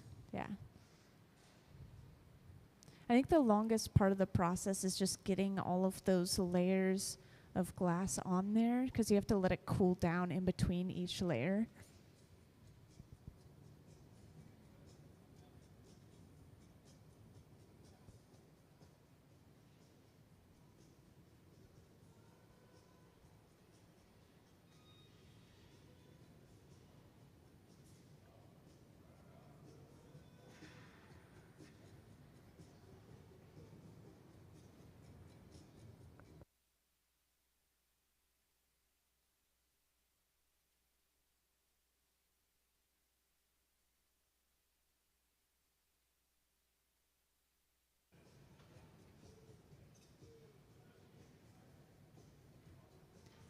So now we're ready. We have our clear bubble at the center bench right here, which we've kept pretty cold, right about 1000 degrees Fahrenheit. That's cold for glass.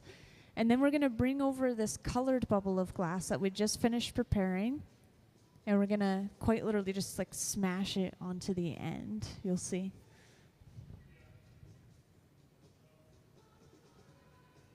So this is right now white on the surface and like a transparent gray on the inside. And then when we invert it over the clear bubble, it's going to end up being a transparent gray on the surface with a white underneath.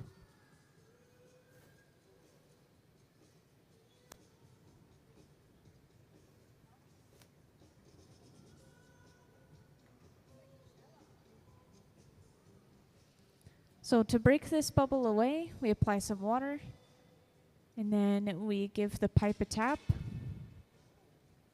and that pops right off. So now we could slip on the inside of that colored bubble of glass and just start slowly pushing it back until it covers up the clear. And for those who just joined in, I wanted to make sure to keep explaining the process as we were going, but now I have a moment while they heat this up to explain that this is eventually going to be used for something like these globes you see on the front table and pedestal. So these have a cloud pattern on them, and this is eventually going to turn into the cloud pattern. Basically, we're going to have color directly on the surface of this bubble that we're working on right now. And because it's on the surface, when we sandblast through that surface, it's going to eat away at the color and reveal the clear glass underneath, which can help us create those really crisp, perfect designs. So you could think of this as a little bit of prep work. This is a multi-day project where you make the cup, you let it cool down, then you sandblast it, which involves even more than just sandblasting, right? You have to cover the surface in like this rubber sticker. You have to cut and peel the design away. Then you sandblast it.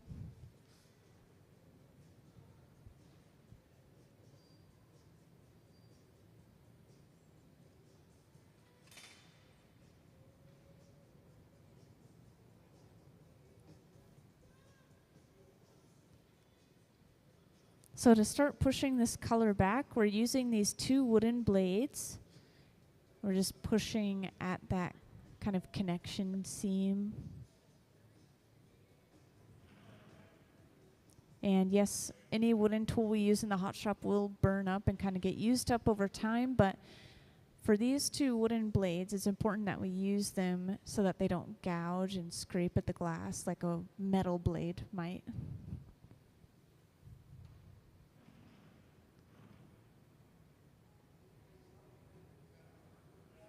Yeah, usually we use something like cherry wood, for example, for a lot of our wooden tools because it is harder and it also holds water better, apparently.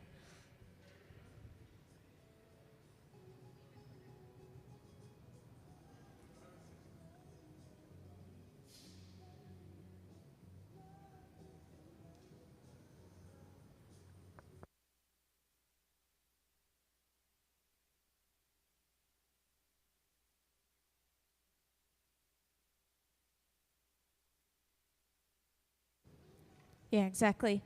We use these wooden paddles throughout the process of making so many different things, and it's just to protect the artist's hands and arm from the radiant heat of the glass.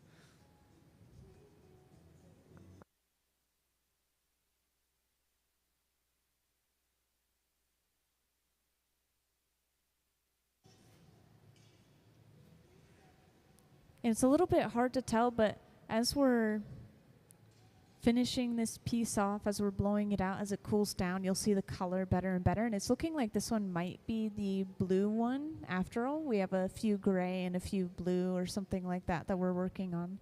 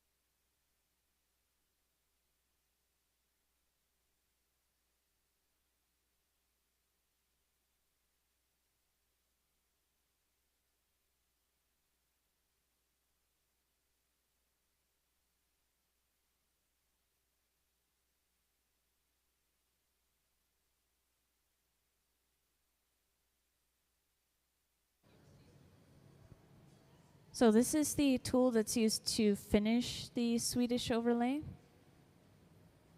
We're almost basically like pinching that colored glass down onto the clear bubble. So now, just like that, we have our color completely covering up our bubble. Oh yeah, so any yellow you see in the glass is going to be just the glass being so hot that it's glowing like lava. So any color that we're working with, like a blue when it's really hot, it's going to look green, or interestingly enough, yellows will look orange, oranges will look red. Yeah, and any glass when it's completely molten is going to be essentially yellow or even white from how hot it is.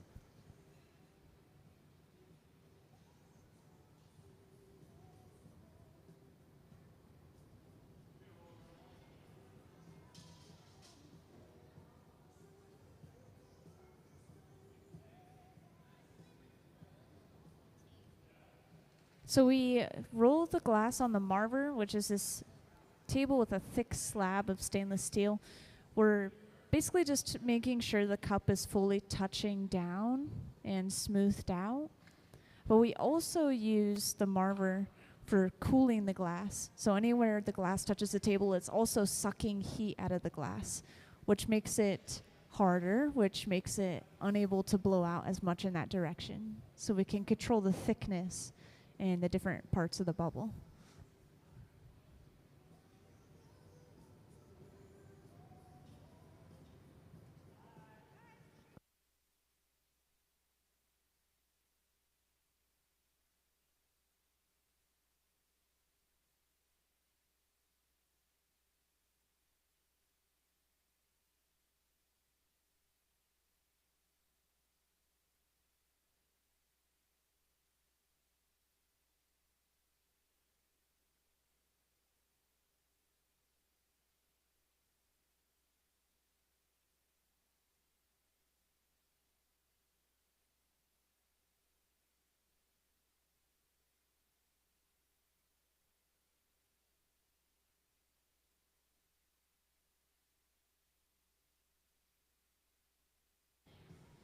So we use a torch to heat up usually just sections of glass at a time.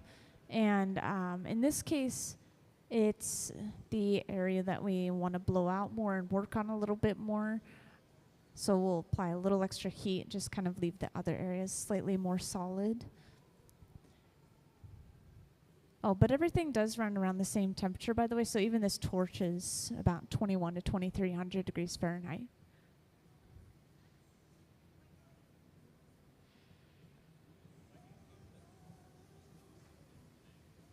Well, the torch has a little knob to it that turns the gas on and off. So if we ever wanted to use it in the middle of a project, we'd have to pause whatever we're doing, turn the knob, and then reignite it, which is just a huge pain. So we just leave it constantly running a little bit, reach back, and then there's basically a little trigger that we use to make it bigger. And hotter, yes, yeah.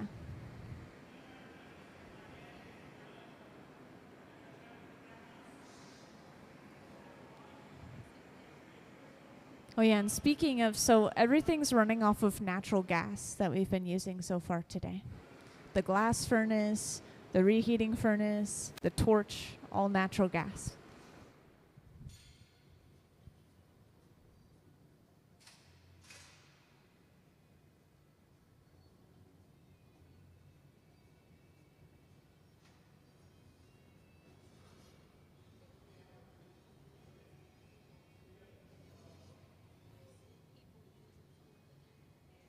So I am not very well versed in glass history, but I have worked with kids with glass before, and I've shown them how little heat it takes to actually work with a piece of glass. So you can set up a little tea light candle like this, and you could take a little string or strand of glass, and you could still melt it over that flame and bend it and move it around.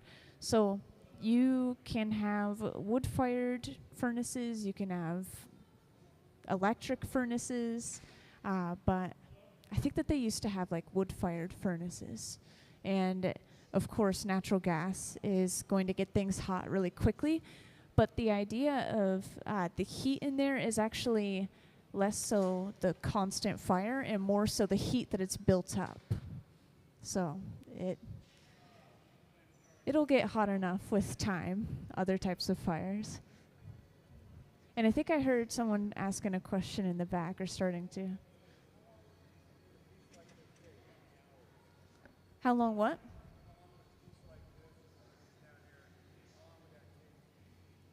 Well, let's see. This piece that we just started right here, this is about 45 minutes of work just to create the blank that we're going to be sandblasting the clouds onto. And then the sandblasting process, I haven't done this myself, so I'm not sure how long it takes, but I know that it's at least like a couple of hours. You put the sort of rubber sticker on that protects the surface of the glass, and then you draw your design, and then you cut the design out, and then you peel parts of the sticker away, and then you sandblast it, and then you have to heat that back up and pick it up in the hot shop the next day. And I think that picking up and blowing process is another maybe 45 minutes. So these pieces are almost 4 hours, or maybe like 3.5 hours.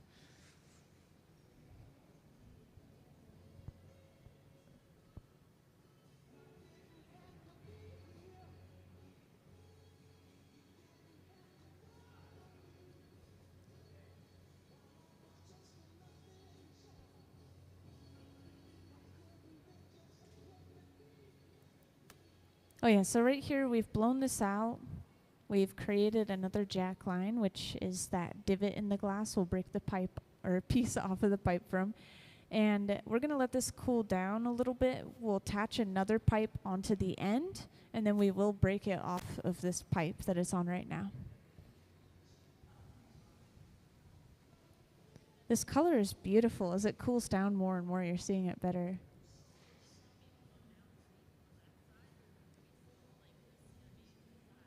Oh yeah, it's definitely going to end up more like that size. But not today.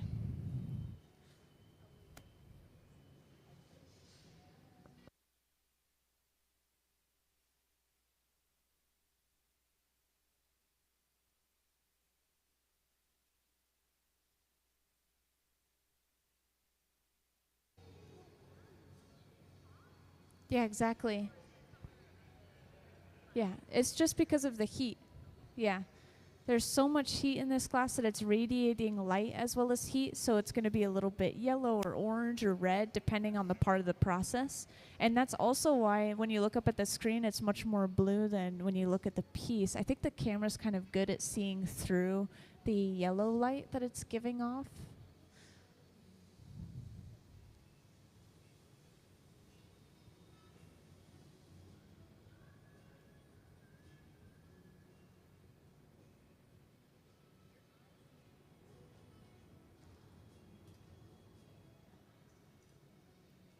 So we bring a second pipe over, we attach this straight to the end,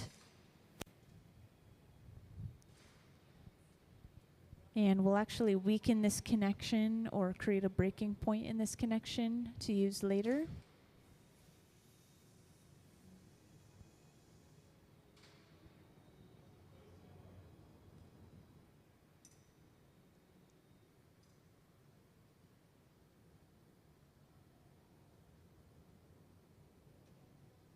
And then we break it off using some water. That water thermally shocks and cracks that connection enough that all we have to do is tap the pipe.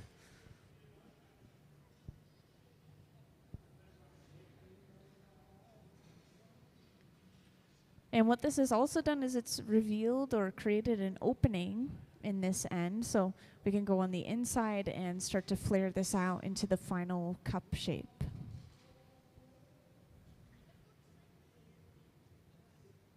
It really does. And you know what's kind of cool is it seems like working with candy or sugar and working with glass are pretty similar in some ways. It's just a much higher temperature, of course, in the hot shop. Much, much higher.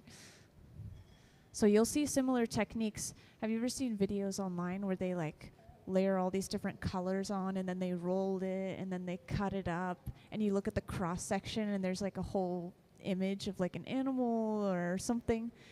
We actually do something similar in the hot shop, and we call it Marini, where we layer all these different colors on. We stretch it between two pipes, and then when we cut it up, we see an image in the cross section. So that's kind of cool. There are some similar techniques.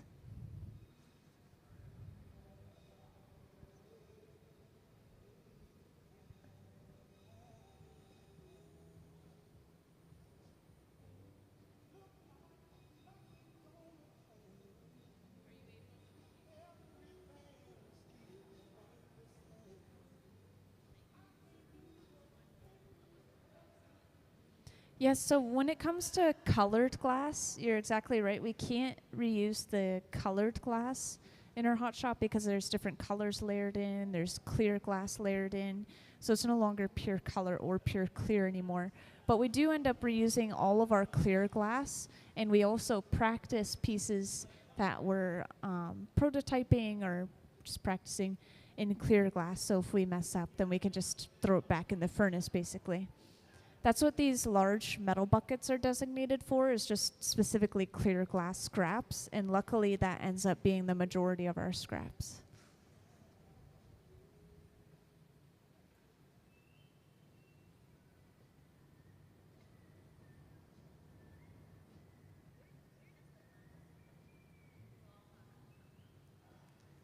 So the glass we get shipped in a very specific mixture.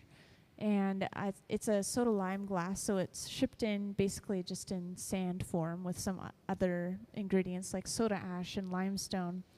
And then we just dump it into the furnace, which is the tank with the closed door, and it melts down for about a full day, and then we can use it.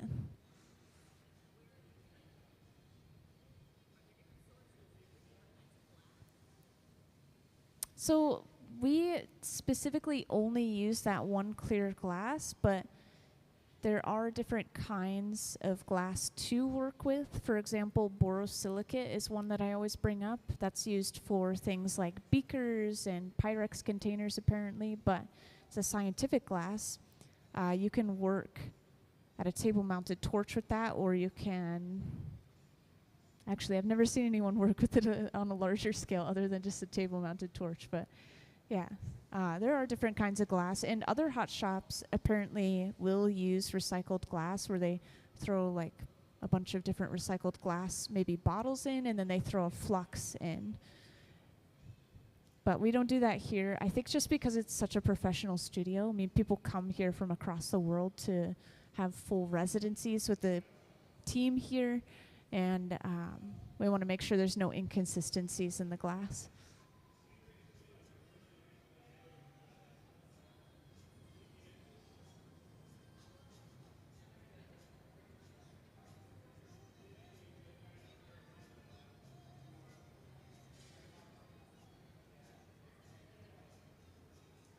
I think it's more so a purification process that creates this pure silica.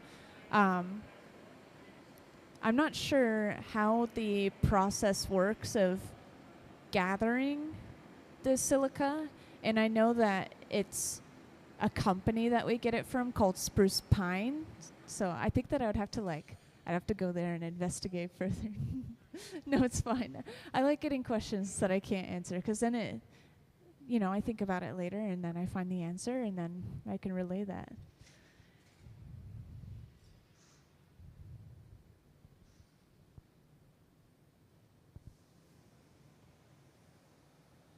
So it looks like this cup has been pretty much open to its full size. We just want those relatively straight walls, and then we want that rounded bottom so that it fits another bubble of glass inside of it on a later date. And to break it off, we apply a little bit of water, just like earlier. And we'll bring this over to this box in the front called the annealer, where it'll slowly cool down overnight. And we tap the pipe, and it is broken off, and it's safely in that box. And let's give them a round of applause for all their hard work so far today.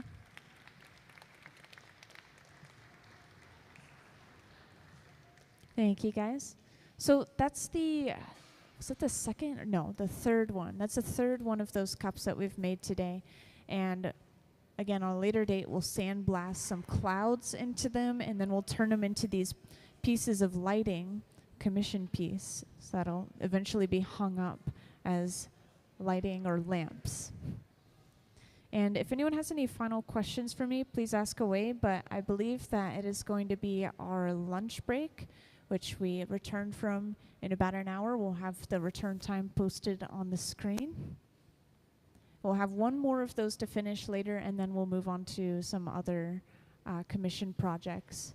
And also some really cool sculpted seahorses and dragons for goblet stems. So that'll be fun to see.